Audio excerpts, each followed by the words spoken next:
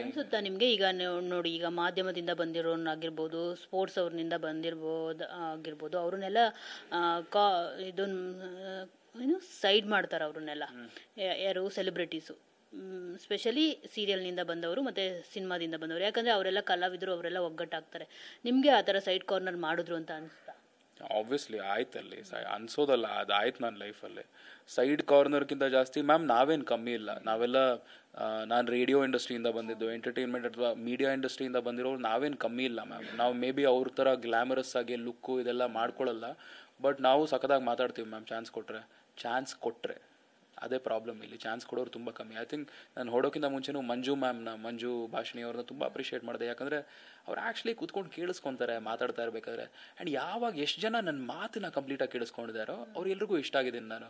ನೀನು ತುಂಬ ಚೆನ್ನಾಗಿ ಮಾತಾಡ್ತೇನೆ, ನೀನು ಮಾತಾಡ್ತಾ ಇರ್ಬೇಕಾದ್ರೆ ಕೇಳಿಸ್ಕೋಬೇಕು ಅನಿಸುತ್ತೆ ನನಗೆ ಅಂತ. ಹಾಗಿದ್ರೆ ನೀವು ಕೇಳಿಸ್ಕೊಳ್ಳಿ ಫಸ್ಟು, ಆವಾಗ ನಾನು ಮಾತಾಡೋದು ನಿಮ್ಗೆ ಅರ್ಥ ಆಗುತ್ತೆ ಅಂತ. ನಾನು ಹೌದು ಮೀಡಿಯಾ ಇಂಡಸ್ಟ್ರಿ, ಇನ್ನೊಂದು ಜನರನ್ನ ಕಾಮನ್ ಮ್ಯಾನು ರೆಪ್ರೆಸೆಂಟ್ ಮಾಡ್ಕೊಂಡು ಹೋಗಿರೋದು.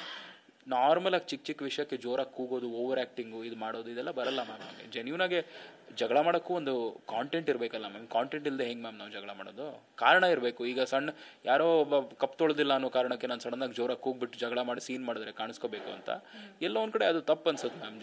ಹಾಗೆಲ್ಲ ಕೋಪ ಬರಲ್ಲ ನನಗೆ. ಜೆನ್ಯೂನಾಗೆ ಆ್ಯಕ್ಟಿಂಗ್ ಮಾಡಬೇಕು ಅಂದರೆ ಡ್ರಾಮಾ ಸರಿ, ಎಲ್ಲರೂ ಲೈಫಲ್ಲಿ ಡ್ರಾಮಾ ಮಾಡ್ತಾರೆ. ಡ್ರಾಮಾಗೂ ಆ್ಯಕ್ಟಿಂಗಿಗೂ ತುಂಬ ಡಿಫ್ರೆನ್ಸ್ ಇದೆ. ಡ್ರಾಮಾ ನಾವೆಲ್ಲ ಮಾಡ್ತೀವಿ ಲೈಫಲ್ಲಿ, ತಲೆಹರಟೆ ಇದೆಲ್ಲ. ನಾನು ನಿಮ್ಮ ಜೊತೆ ಈಗ ತಲೆಹರಟೆ, ಕಾಲೆಳೆಯೋದು ಇದೆಲ್ಲ ಮಾಡಿದ್ರೆ ಅದನ್ನು ಡ್ರಾಮಾ ಮಾಡಬೇಡ ಅಂತ ಹೇಳ್ತೀರಾ. ಬಟ್ ನಾನು ಓವರಾಗೆ ಯಾಕೆ ಹಿಂಗೆ ಪ್ರಶ್ನೆ ಕೇಳ್ತೀರಾ, ನಾನು ಯಾಕೆ ಇರೋಕ್ಕಾಗಿಲ್ಲ ಹಿಂಗೆ ಜೋರಾಗಿ ಕೂಗು ಶುರು ಮಾಡಿದ್ರೆ ಓವರ್ ಆ್ಯಕ್ಟಿಂಗ್ ಮಾಡ್ತೀರಾ, ಸ್ವಲ್ಪ ನಿಲ್ಸು ಅಂತ ಹೇಳ್ತಾರೆ. ಸೊ ಡ್ರಾಮಾಗೂ ಓವರ್ ಆ್ಯಕ್ಟಿಂಗು ತುಂಬ ಸಂಬಂಧ ಇದೆ. ಸೊ ಎಲ್ಲೋ ಒಂದು ಕಡೆ ಆ ಒಂದು ಕಾರಣಕ್ಕೆ ಮೋಸ್ಟ್ಲಿ ನಾನು ಕಾಣಿಸ್ಕೊಂಡಿಲ್ಲ ಅನ್ಸುತ್ತೆ. ಸರ್, ನಿಮ್ಮ ಮಾತನ್ನ ಯಾರು ಕೇಳಿಸ್ಕೊಳ್ತಿರ್ಲಿಲ್ಲ ಅಂತ ಹೇಳಿದ್ರಿ. ಇಡೀ ಕರ್ನಾಟಕ ನಿಮ್ಮ ಮಾತನ್ನ ಕೇಳಿಸ್ಕೊಳ್ಳುತ್ತೆ. ನೀವು ಆ ಥರ ಕಂಟೆಂಟ್ ಕೊಟ್ಟರೆ ಮಾತ್ರ ಕೇಳಿಸ್ಕೊಳ್ಳುತ್ತೆ. ನೀವು ಕಂಟೆಂಟ್ ಕೊಡಲಿಲ್ಲ ಅಂತಂದರೆ ಯಾರಿದು RJ ಸರಿಯಾಗಿ ಮಾತಾಡ್ತಿಲ್ಲ, ಸರಿಯಾಗಿ ಕಮ್ಯುನಿಕೇಟ್ ಮಾಡ್ತಿಲ್ಲ, ಚೆನ್ನಾಗಿಲ್ಲ ಅಂತ ಹೇಳ್ಬಿಟ್ಟು ಇದು ಮಾಡಿಬಿಡ್ತಾರೆ. ಸೊ ಯಾಕೆ ನೀವು ಮಾತು ಕೇಳಿಸ್ಕೊಳ್ಳೋಂಗೆ ಮಾಡ್ಬೋದಿತ್ತಲ್ಲ? ನೀವು ಅದರಲ್ಲಿ ತುಂಬ ಪ್ರವೀಣರು.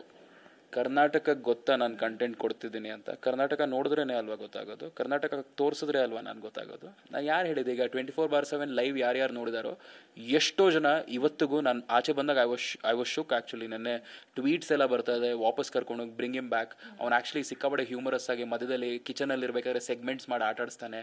ರೇಡಿಯೋನಲ್ಲಿ ಮಾತಾಡೋ ಸ್ಟೈಲಲ್ಲಿ ಮಾತಾಡ್ಬಿಟ್ಟು ಹಾಡೆಲ್ಲ ಹಾಡಿಸ್ತಾನೆ ಮಧ್ಯದಲ್ಲಿ. ಅದಾದ್ಮೇಲೆ ಬೇರೆ ಬೇರೆ ಸೆಗ್ಮೆಂಟ್ ಮಾಡಿ ಆಟಾಡಿಸ್ತಾನೆ. ಸಿಕ್ಕಾಪಟ್ಟೆ ಮಜಾ ಕೊಡ್ತಾನೆ ಅವನು ಅಂತ ಎಲ್ಲ ಹೇಳ್ಬಿಟ್ಟು 24/7 ಲೈನ್ ನೋಡಿದ್ದಾರೆ. ಟಿವಿನಲ್ಲಿ 1.5 hour ತೋರಿಸ್ಬೇಕು. ಅವ್ರು ಏನು ತೋರಿಸ್ತಾರೋ ಅವ್ರು ತೋರಿಸ್ತಾರೆ, ಜನ ಏನು ನೋಡ್ತಾರೋ ಅದು ನೋಡ್ತಾರೆ. ಈಗ ಇಬ್ರು ನಾನು ನೀವು ಮಾತಾಡ್ತಾ ಇರ್ಬೇಕಾದ್ರೆ ಆ ಕಡೆ ಕ್ಯಾಮ್ರಾ ಪರ್ಸನು, ಆ ಕಡೆ ಓಡಾಡ್ತಾರೆ ಇವರೆಲ್ಲ ಬ್ಯಾಕ್ಗ್ರೌಂಡು.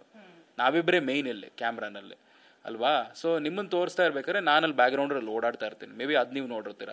ನನ್ನ ಜೊತೆ ಯಾರಾದರೂ ಮಾತಾಡ್ತಾ ಇರ್ಬೇಕಾದ್ರೆ ಇನ್ನಿಬ್ರು ಬ್ಯಾಕ್ಗ್ರೌಂಡಲ್ಲಿ ಓಡಾಡ್ತಾರೆ. ಸೊ ಯಾರ ಮೇಲೆ ಫೋಕಸ್ ಇರುತ್ತೋ ಅವ್ರ ಮೇಲೆ ಫೋಕಸ್ ಇರುತ್ತೆ. ನನ್ನ ಮೇಲೆ ಫೋಕಸ್ ಇರಲಿಲ್ಲ ಮ್ಯಾಮ್, ಅಷ್ಟೇ ಸಿಂಪಲ್.